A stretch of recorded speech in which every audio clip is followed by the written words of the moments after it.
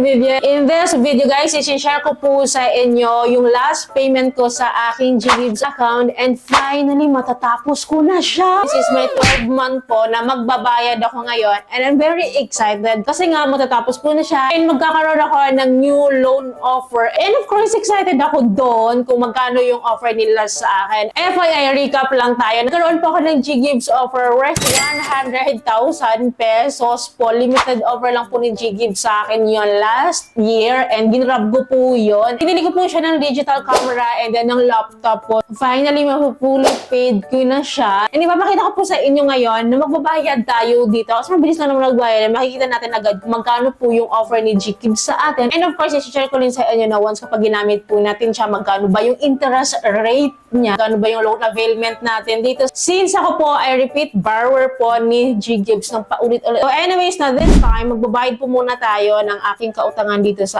aking GGives. So babayaran ko po itong dalawang due ko na, no? Malapit na rin naman mag-due. So advance payment ko na siya. Medyo mapaagal lang tayo, pero okay lang yan kasi last payment naman na din. Anyways, meron nga po pala akong G-score na 637 of now na magbabayad tayo kay GGives. Kung magbabayad muna tayo, guys. Isa-settle ko muna tong dalawang account na ito. Itong last payment ko na to, titingnan natin agad-agad. So after ko ma-settle po yung payment ko dito sa GGives, i-open po ulit natin yung ating account dito sa GGives. And finally, ayun. Hindi ko na malulungkot ako, no? So, 20,000 pesos po yung offer po sa akin ni GGives ngayon. Okay na rin naman siya, pero I'm longing for mas higher yung kanyang offer sana sa akin. But anyways kasi, kaya ako naman nakuha yung 100,000 offer po ni GGives sa akin because of that limited offer po na kailangan kong i-grab within the limited period only. So, okay din naman tong 20,000 pesos since wala naman akong paggagamitan ngayon. And time to time naman, nag-i-increase, so nagbabago po yung loan offer niya. So, dito mo 20,000 pesos po na offer nila po sa akin. Gladly na lang, ang baba ng minimum amount to spend niya, 2,000 pesos lang. Di ba kita paano? Mababa yun, guys. So, gladly na rin po dahil 5 loans availment po tayo dito, no? So, 5 times pwede nating hati-hatiin itong 20,000 pesos kung anong bet natin. Basta minimum amount to spend niya is 2,000 pesos po. And this time po, silipin po natin yung kanyang interest rate. So, meron ako mga QR codes dito sa aking gallery. So, ayan, meron tayo nakasave dito na QR code ng kain sa mesa, no? So, try natin to. So, enter tayo ng amount. Dahil yun yung minimum amount to spend niya. So, sa 2,000 pesos po, ito po yung interest rate niya. Isa lang po yung available dito, 2 months to pay. Gladly na lang po, no, may 2 months to pay. Maganda po yung mga ganitong short-term period lang, mabilis lang siya matapos. At least kahit pa paano magaan yung kanyang interest rate. Anyways, yung interest rate niya sa 2 months to pay sa 2,000 pesos is 4.54% monthly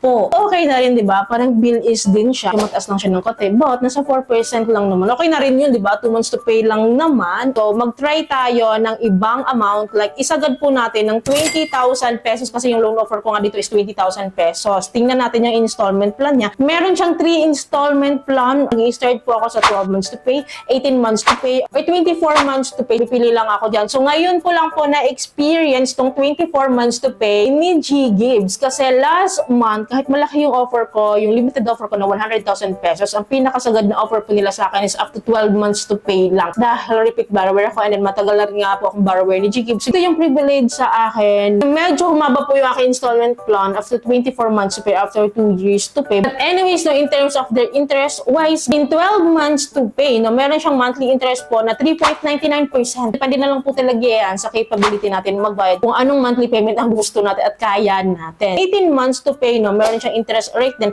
na 3.99%. So, parehas lang. So, 24 months to pay po, meron siyang monthly interest din po na 3.99% din. So, parehas po sila ng interest rate. Kung ako ang papapiliin po dito, short installment plan po dito, which is itong 12 months to pay, since parehas lang din naman pala sila ng interest rate. So, imagine ha, kung i-avail natin itong 24 months to pay sa 20,000 pesos, meron siyang interest po na 3.99% monthly. Kung ita-times po natin yan sa 24 months to pay, so aabot po, kabuo ang interest rate natin dito ng 95.76%, almost 100% po yung interest rate nila sa atin. So imagine ha, 1,631.33 times 24 months to pay. So aabot siya ng 39,151.92. So ang niload lang natin dito na amount is 20,000 minus natin yan. So ito yung kikitain nila sa atin for 24 months, 19,151, almost double. Almost double the amount siya, guys. Kaya pag-isipan yung mabuti. Kaya nga sinasabi ko sa inyo, kung meron dyan pinaka-short term na installment plan, yun po yung piliin nyo, like 12 months to pay. Paras nga po lang din sila ng interest rate. Like this one sa 12 months to pay, meron siyang monthly na 2,464.67 times 12 months to pay. So almost half po ng loan amount yung babayaran natin sa interest dito. Mataas siya, guys, kung talagang longer term payment. But this is better din naman than kung i-avail natin yung 18 months to pay or 24 months to pay. Kasi walang ibang choices 12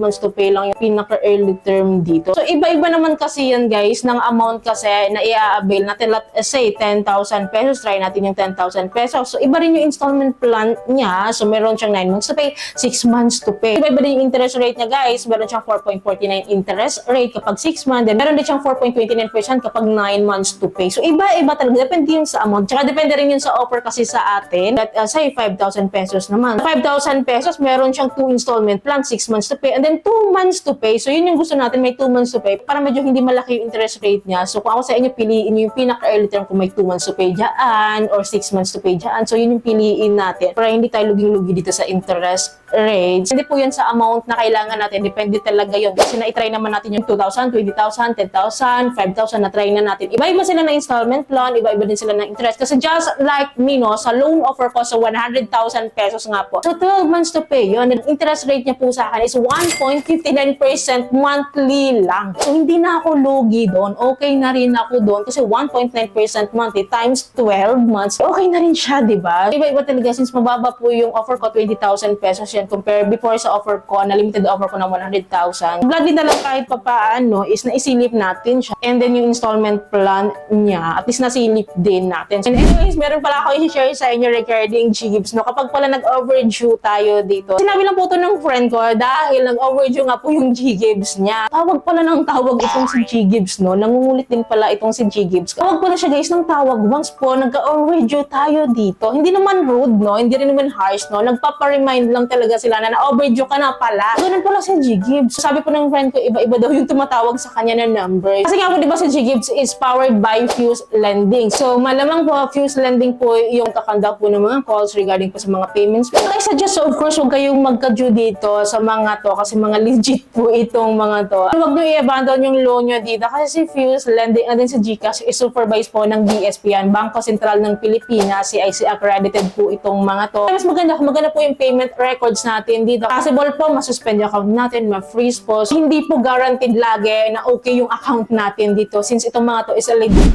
po ito. So anyway, so may mga G-Gibbs dito. Kamusta yung account nyo? Kumusta yung loan offer nyo? Kumusta yung interest rate nyo? Paki-comment down below naman. Yun lamang po. I hope may natutunan kayo sa video. I hope po nakatulong tong video sa inyo. Kung nagustuhan yung video, please don't forget to like, share, and subscribe. Click yung bell button para lahat po ng videos ko is updated po kayo. Yun lamang po. Thank you po for watching this video. Bye!